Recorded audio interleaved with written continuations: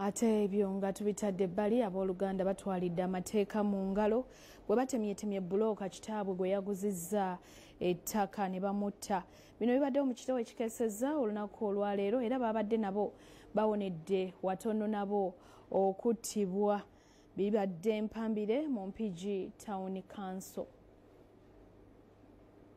Waliwo bbulooka y'ettaka atiddwa mu Bukambwe babadde agenze okulongoosa ettaka lye yaguze ng'ono agenze ku ttaka lino n'abantu banategereka mu kiro ne batandika okusaawa ebirimu okubadde muwogo, ebitooke n'ebirala ng'ettaka lino liwezaako obunene bwa yiika 2. Kati enduulu yawuliddwa kiro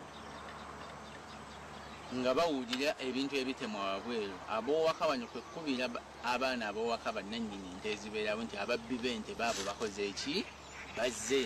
Kati bali bo bazze kiro ekyo nga bayaga bazze kutaasa ki ente zaabwe. Bano abatema ababadde basaawa ebintu bwe balabye bano bannannyini waka abaana nga bazze ne badduka on'omu najja alugwamu. Obugazi sikimanyi bulungi naye kubaddeko emmere, kubaddeko emmwanyi, kubaddeko n'emiti egy'enjawulo era bw'otuukayo emanga ogiraba nga bakoze eki babitemye, ebitooke babitemye, emmwanyi bazitemye, muwogo bamutemye. Okubano nga bakyatema ebirime bazingiddwako abafamire ne babafuutula emisinde ne bakwasaako omu Paulo Kaweesa ne bamutemaatema okutuusa lwe bamusse. Nakya ssaawa emu n'ekitundu 2 okuva mu bantu ab'enjawulo mu famire zaffe nti muganda wamwe yattiddwa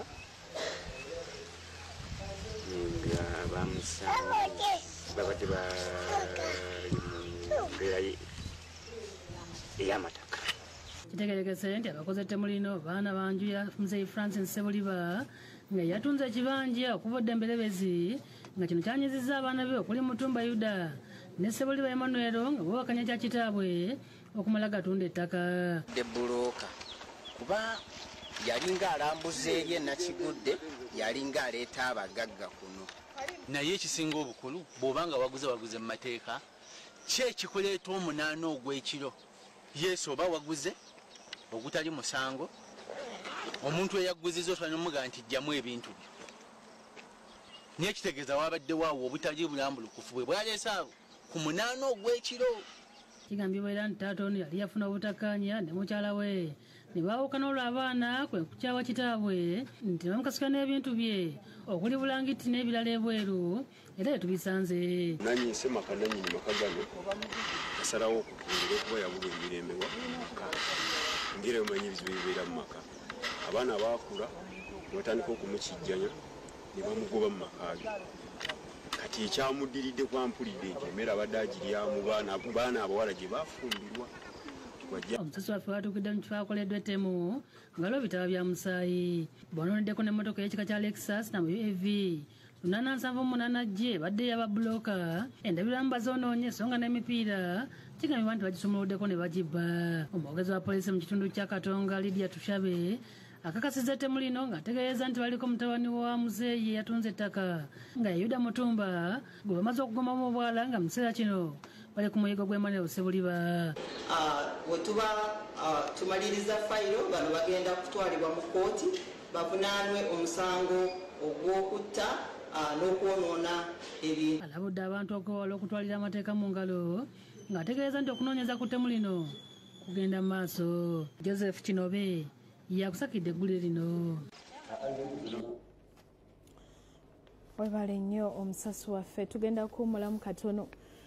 Lw'enkutte mu 5 lwe lupapula oluganzo olwa Bukedde. Bukedde agula nusu 10 zokka.